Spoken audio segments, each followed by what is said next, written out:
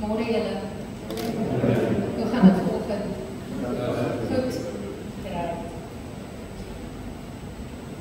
So wat er nou gesê het ook, oor ons is besig om Kerstyd in te gaan.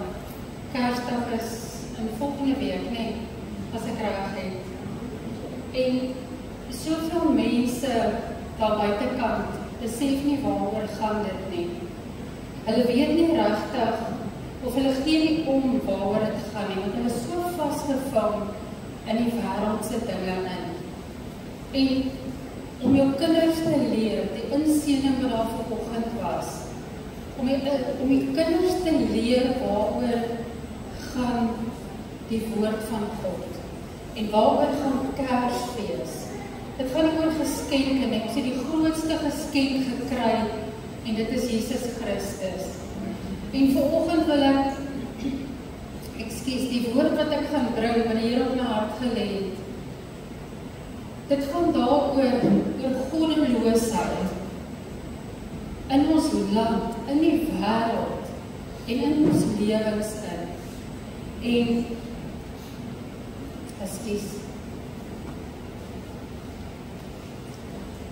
En ons gaan kyk na die boek Habakuk. Julle weet seker almal van die boek Habakuk. Dit is eintlik nie 'n bekende boek vir almal nie. Maar daar is 'n boek in die Bybel, Habakuk, en hy was 'n profeet gewees. En ons gaan so 'n bietjie kyk na Habakuk en hoe ons hierdie boek kan deurtrek na ons hedendaagse lewe toe. So Habakuk is 'n kort boek, hy het maar net 3 hoofstukke in. En ons gaan so 'n bietjie kyk na die geskiedenis ook van die profeet Habakuk. So daar's nie baie inligting rondom hom nie, maar dit wat die woord van ons gee en dit wat die geleerdes kon uitvis volgens die ou manuskripte wat hulle gekry het, is Habakuk, hy was 'n profeet gewees in die 7de eeu voor Christus. En dan volgens die inhoud van die boek kon hulle aflei dat hy 'n digter was, sowel as 'n musikant. En ons lees dit in Habakuk 3, waar sy gebed in die vorm van 'n psalm geskryf is. Die geleerdes vermoed ook dat hy dalk van die Levitiese stam kon wees. So en ons weet die Leviete het diens gedoen in die tempel van God en hulle was ook musikante gewees. Hulle het die volk gelei deur die ramshorings te blaas en waar hulle ook al beweeg het, hulle het vooruit geloop as hulle die ark gedra het. So hulle was ook musikante gewees. En die lofprysing en die aanbidding is ook een van ons grootste wapens in die gees. Dis om God te aanbid en te loof, ook deur musiek. En dan Habakuk moes in Judea gewoon het op daardie stadium van sy bediening. In die suidelike deel van Israel, want die noordelike deel was in 722 voor Christus, was dit verwoes gewees deur die Syriese inval in daardie gedeelte. So sy bediening was ook onder God se volk in Judea gewees. So God se volk is op hierdie stadium, is hulle in ballingskap. En ek wil hê julle moet dit in gedagte hou. God se volk is in ballingskap. Is ons nie nou ook in ballingskap nie? Is ons nie ook nou in verdrukking nie? So ek wil hê julle moet dit in gedagte hou, soos wat ons deur hierdie boek gaan. Die Babyloniërs het elke stukkie land wat hulle kon invat, het hulle binnegeval en hulle dit verower. Baie mense is doodgemaak in daardie tyd. Daar was baie bloed vergiet in daardie tyd. Die Babyloniërs was 'n wrede nasie gewees. Hierdie generasie in Habakuk se tyd was goddeloos. Hulle het die lewende God verlaat en afgedwaal agter afgode. En daarom het God toegelaat dat hulle in ballingskap gegaan het. Luister mooi. God het toegelaat dat sy volk, sy kinders in ballingskap gaan as gevolg van hulle sonde. Habakuk was een van die min profete wat nie 'n boodskap na God se volk gevat het nie. As ons lees in die Ou Testament van al die profete, dan lees ons dat hulle het woord by God gekry en hulle het dit aan die volk toegevat. En hulle het die volk gewaarsku deur God se woord. God het die profete gebruik om met sy volk te praat. Maar Habakuk het nie. Habakuk het na God toe gegaan en hy het by God eintlik gaan kla. Hy het vir God gaan vra, net soos wat Job na God toe gegaan het Habakuk ook na God toe gegaan. En ons lees in Habakuk 1 vers 2, wat hy sê, hoe lang, o Here, roep ek om hulp, maar U hoor nie. Skreeu ek tot U geweld, maar U help nie. So daar was verwoesting gewees en geweld in die land. Onreg. Die regverdiges onderdruk en die goddelose het geseëvier. Habakuk was een van die 12 kleiner profete wat die meeste geworstel het met die boosheid van die goddelose gemeenskap. Vers 3 lees ons, waarom dat U my onreg sien en aanskou U die moeite. Jou verwoesting en geweld is voor my oë en daar is stryd en twis begin. Wat sien ons vandag? Nie net in ons land nie, maar in die wêreld in. Ons sien hierdie dinge.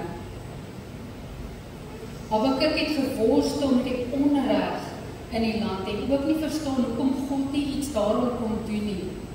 Hy het God geken, hy het geweet wie God is. En hy bid en hy roep uit vir die volk, maar God doen niks nie. Alhoewel hy het so gedink. Maar God was reeds besig om te werk. Al het Habakuk dit nie gesien nie. Op die Here se tyd sal daar oordeel kom oor die verdrukkers, oor die verdrukkers in die land. Maar intussen moes God se volk 'n les leer om te besef dat hulle op die verkeerde pad is. Die Here wil vanoggend vir ons 'n boodskap gee deur die boek Habakuk. Die Here laat hierdie dinge toe om te gebeur in ons land en in die wêreld. Die verdrukkers sou betaal vir hulle verdrukking teenoor God se volk. En luister mooi, die geduldige regverdiges sou God se seën ervaar. Wat kon die gelowige doen wanneer die geestelike en morele en sosiale standaarde afgebreek word in 'n land waar onregverdigheid en ongeregtigheid seëvier? Wat doen gelowiges in so 'n land? Alles wat reg was, is nou verkeerd. Die land is in chaos. Vers 4. Daarom verloor die wet sy krag en die reg kom nooit meer tevoorskyn nie. Want die goddelose omsingel die regverdige. Daarom kom die reg verdraaid tevoorskyn. So alles wat reg is, word net verdraai om die goddelose te pas. God antwoord Habakuk in vers 5, aanskou onder die nasies en merk op en staan verstom, want ek gaan iets in julle dae doen wat julle nie sal glo as dit vertel word nie. En dadelik dink 'n mens dat God sy kinders gaan red van hierdie verdrukking, maar God gee die teenoorgestelde antwoord. Hy sê aan Habakuk dat hy die Galdeërs gaan opwerk, daardie kwaai en onstuimige nasie. Verskriklik en gedig is hulle. Hulle kom met om geweld te pleeg. Die Galdeërs was die meer ekstreem kant van die Babiloniërs. 'n wrede nasie wat geen simpatie gehad het met enige iemand nie. Hierdie nasie het God opgewek en gestuur om die mense in Judea verder te verdruk en te onderdruk. God gebruik altyd 'n wêreldse nasie om sy kinders terug te bring na hom toe.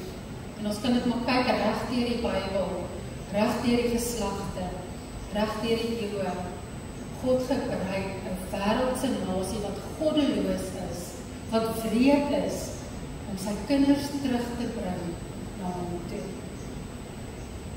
Babel word vergelyk met die wêreld en met goddelose mense wat op hulle eie krag staan, maar nie op God se krag nie, op hulle eie krag.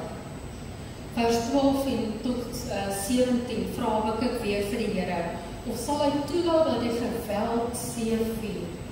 Gaan God dan nie die gewelddenaars uitroei nie? As jy bid vir hierdie land, dan is dit jou gebed. Here, wanneer gaan U ons uit hierdie verdrukking uithaal? Wanneer gaan U vir ons redding bring in hierdie land en in hierdie wêreld in? Is U dan nie uit die voortyd nie, o Here, my God, my Heilige, Habakuk weet wie die Here is. Ons sal nie sterwe nie. Here, tot 'n strafoordeel het U hom bestel.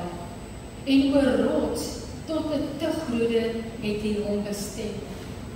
U wat rein is van oë om die kwaad te aanskou en die onreg nie kan aanskou nie. God is heilig.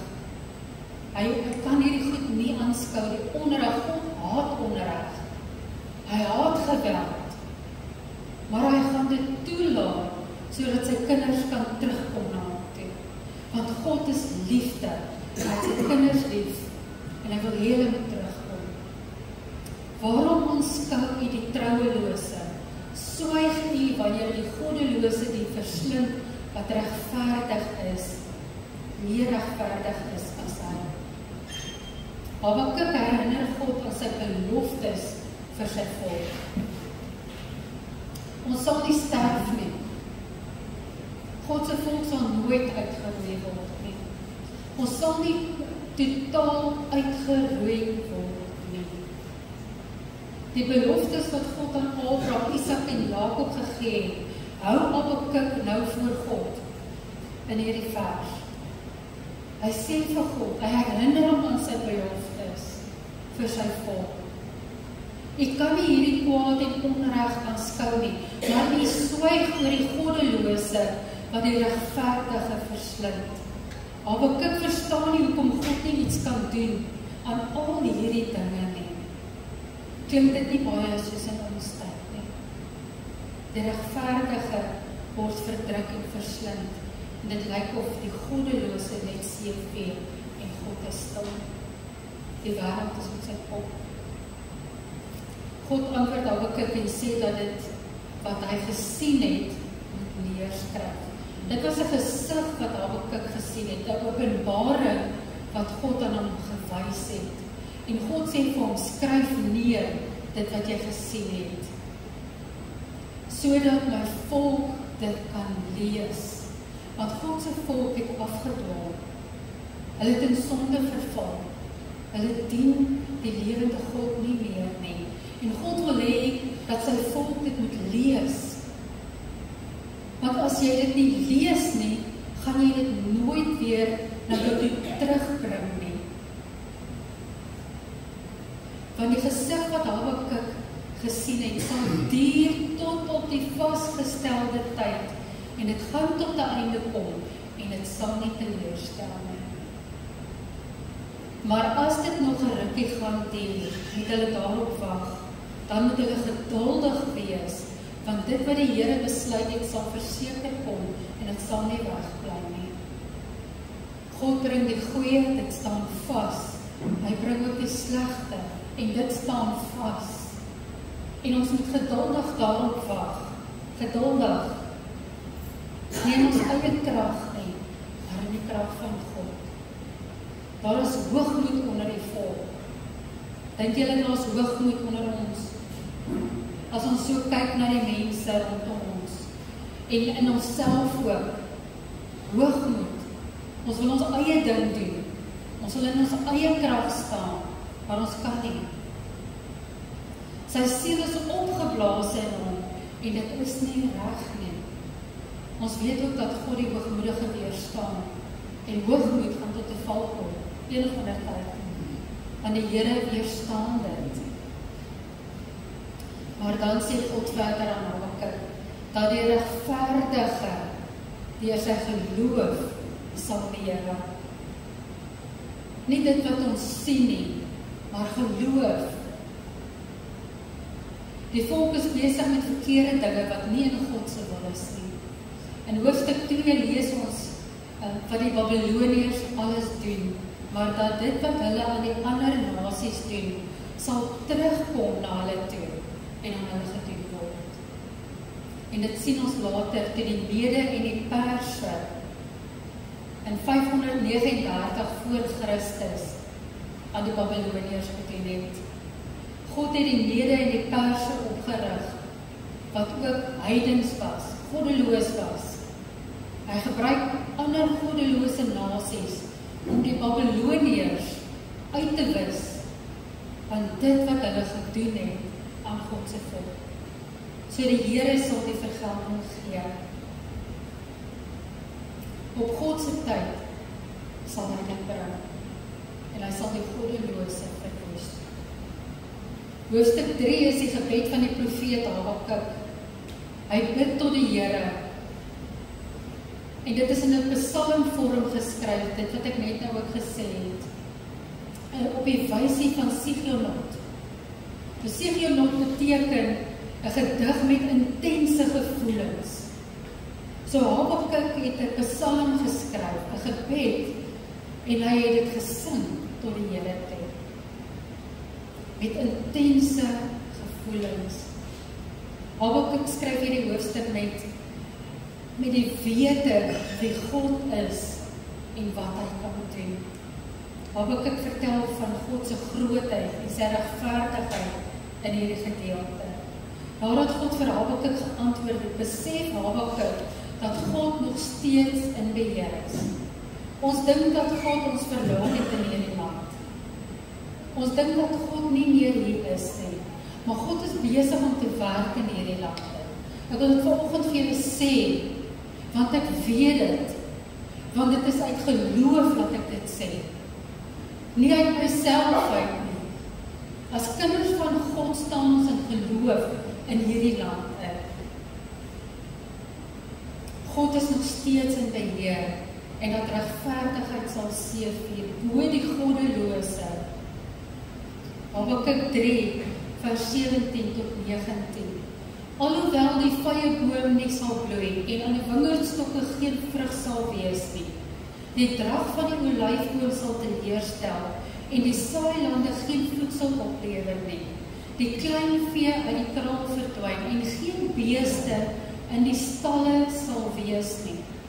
Habakuk begin hierdie verse met eintlik 'n negatiewe woord. Hy sê daar gaan niks wees nie. Daar gaan nie beeste in die krale wees nie, daar gaan nie vrugte aan die bome wees nie. In hierdie tyd was daar ook, alhoewel hulle in ballingskap en verdrukking was daar ook 'n droogte gewees in hierdie land. So hy sê daar, en dit wat hy hier nou van praat, dit beïnvloed alles, dit beïnvloed die ekonomie, die gemeenskap, die geestelike, die sosiale, dit beïnvloed alles in daardie deel van Judea. Maar dan sê hy, nogtans sal ek jubel in die Here. Ek sal juig in die God van my heil. Die Here is my sterkte. En hy maak my voete soos die van herte, en hy laat my tree op my hoogtes. Ons lees in hierdie gedeelte die geloof van Habakuk, waarvan die Here gepraat het in hoofstuk 2. Die regverdige sal deur die geloof lewe. Al gaan dit sleg, al is daar omstandighede buite ons bereik, al sien ons hoe die regverdige verslind word en die goddelose seëvier, nogtans sal ons jubel in die Here, nogtans sal ons juig in die God van ons heil. Nogtans. Die boek Habakuk kom leer ons dat God 'n heilige God is en dat hy nie sonde ongestraf laat bly nie. Die gelowiges in Judea het straf ontvang as gevolg van hulle sonde en die Here het die Galdeërs gebruik om hulle te dissiplineer. Want ons het 'n hemelse Vader wat ons dissiplineer. As jy kind van God is, gaan hy jou dissiplineer. Jy kan dit verwag in jou lewe in. Want ons het 'n sondige natuur in ons, waarteen ons moet veg. Hulle is gestraf, maar nie verwoes nie. Aan die ander kant is die goddelose verwoes en heeltemal uitgeroei. Want die woord van God sê so, hy gaan dit doen aan die goddelose. Hulle het nie meer bestaan nie. God se toorn oor die goddelose het nie weggebly nie. Maar op die regte tyd het God hulle geoordeel deur hulle heeltemal te verwoes deur dit wat hulle gedoen het aan die regverdiges. Toe Habakuk eers verstaan dat God besig is om te werk, ongeag dit wat hy aanskou het hy net besef dat God nog steeds in beheer is. Dat God se woord nog steeds vas staan en dat God sal doen wat hy gesê het. Want God is 'n waarmaker van sy woord. God gaan nie terug op sy woord nie. Al sou alles tot niet gaan, sal dit net tydelik wees vir die gelowige. In swaar tye sal dit net tydelik wees. Want daar sal herstel kom vir die regverdige wat deur die geloof lewe. Nogtans sal ek jubel in die Here. Ek het al voorheen het ek hierdie droom wat die Here vir my gegee het in 2018 en 2019 het ek al gedeel. Maar ek wil dit vanoggend weer deel.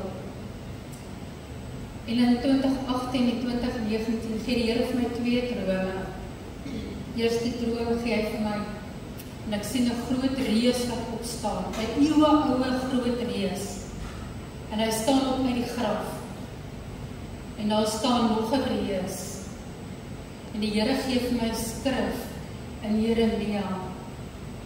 En hierdie 2 groot reuse, dit gaan daaroor dat die Here hulle opgewek het en hy stuur hulle in ons land in. En hierdie 2 reuse, die woord wat die Here gegee het, dit praat van 'n leeu wat opstaan uit sy slaapplek uit om verwoesting te bring in ons land. En die Here gee weer vir my in 2019 'n tweede droom oor dieselfde. Maar hierdie droom sien ek 'n kaal persoon, heeltemal kaal. Nie hare nie klere aan nie, niks. En ek sien 'n tafel met 'n tafeldoek, 'n wit tafeldoek oor. En daar sit 'n man op die stoel by die tafel. En ek sien 'n persoon wat gaan lê by die tafel, by die voete van Jesus. En hy trek die tafeldoek af oor hom en hy maak hom toe met die tafeldoek. Want ons moet by Jesus se voete uitkom. Ons moet ons sondes bely sodat die Here weer herstel kan bring in ons land. En ek sien hierdie persoon wat kaal was, begin hare groei.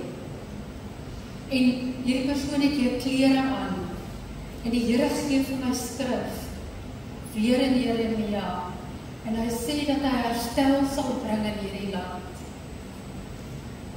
So ek staan vas op God se woord. Ons is in verdrukking in hierdie land as gevolg van ons sondes in hierdie land. En ons moet by die Here uitkom, ons moet ons sondes bely. Ons moet sy aangesig soek, sodat die Here ons kan vergewe en ons vrede kan hê in hierdie land. Maar dit gaan kom. Ek wil nog 'n getuienis deel. Daardie tyd met die stakings in Marikana, ek weet nie of kan julle onthou nie. Die Here gee vir my en vir Jaco hierdie skrif in Habakuk van die vyeboom wat nie gaan vrugte dra nie.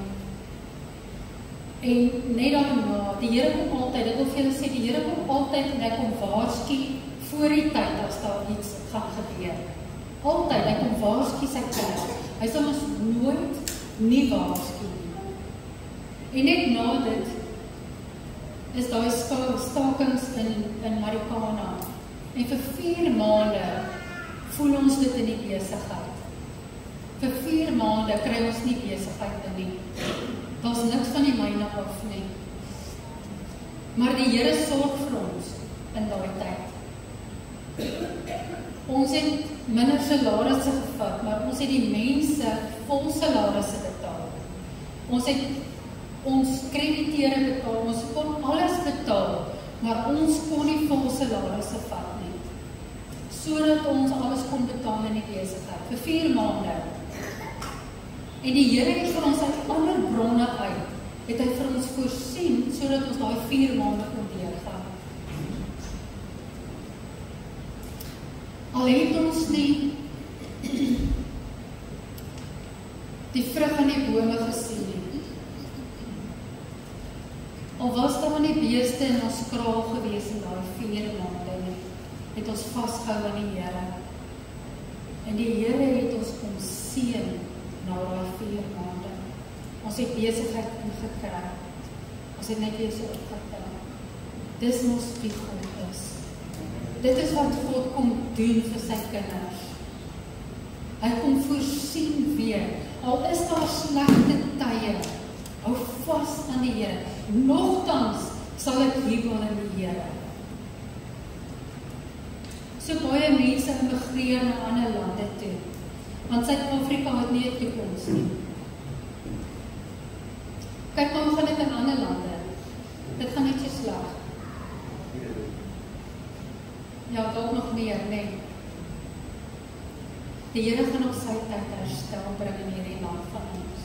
Ons net wegdraai van ons verkeerde weë en ons sondes bely en terugdraai na God toe. Nie almal van ons kan immigreer nie. Nie almal van ons het die geld nie. So ons is in hierdie land. Ons is gebore in hierdie land. Daar waar die Here jou gesit het, daar waar jy gebore is, daar moet jy vir die Here werk. Dit help nie jy hardloop weg nie. Ongeag die slegte omstandighede. Ons kan nie almal weghardloop nie. Ons moet hier wees. Dis waar die Here ons gesit het. Ek sluit af. Waarin bevind jy jouself op hierdie stadium? Wat jy uitroep na God en daar is geen antwoord nie. Dalk vir jouself of dalk vir ons land. Dalk vir jou kinders. Dalk vir jou man. Vir jou vrou. Vir jou finansies, vir jou gesondheid. Jy voel dalk soos Habakuk by die Here vra, hoekom gebeur daar niks nie? Ek het vir 16 jaar het ek gebid oor 'n saak. Nee, vir 8 jaar, ekskuus. Vir 8 jaar het ek gebid oor 'n saak. Vir 8 jaar. En die Here het deurgekom. God is getrou. Hoekom antwoord die Here nie as ek bid nie? Op die Here se tyd. Hoekom bring die Here nie uitweg vir jou omstandighede nie? Hoekom seëvier die goddelose, maar jy kry swaar? Ongeag jou omstandighede kan jy sê, nogtans sal ek jubel in die Here. Nogtans sal ek juig in die God van my. Kan jy dit vanoggend sê in die omstandighede waarin jy is, want elkeen van ons het iets. Kan jy sê dat jy nog steeds in die Here jubel? Die Here kom gee vanoggend vir ons 'n boodskap van ons land, maar ook vir onsself. Die omstandighede wat jy daarin is, waar jy vasgevang is, wat dit ook al mag wees. Die Here weet. Hy is alwetend. Hy weet wat in jou lewe aangaan. Jy kan niks vir hom wegsteek nie. Ons kan vir mense wegsteek, maar nie vir God nie. So waarmee sukkel jy vanoggend? En in ons land, hoeveel sê hou vas in die Here? Hou vas, want die Here gaan uitkoms bring. In hierdie land, in jou omstandighede, die Here is getrou. Amen. Kom ons gaan dit. Aber Vader, Here, ons kom dankie vir die goedheid en guns en vir liefde, vir die omgee, Here, dat U vir ons omgee. Here, ons is nie weeskinders nie, U het ons nie verlaat nie. Here, as U vir ons is, wie kan teen ons wees? Here, niks kan ons skei van U liefde nie. Geen mag of krag, in die hemel of onder die aarde nie. Here, want U het ons eerste lief gehad.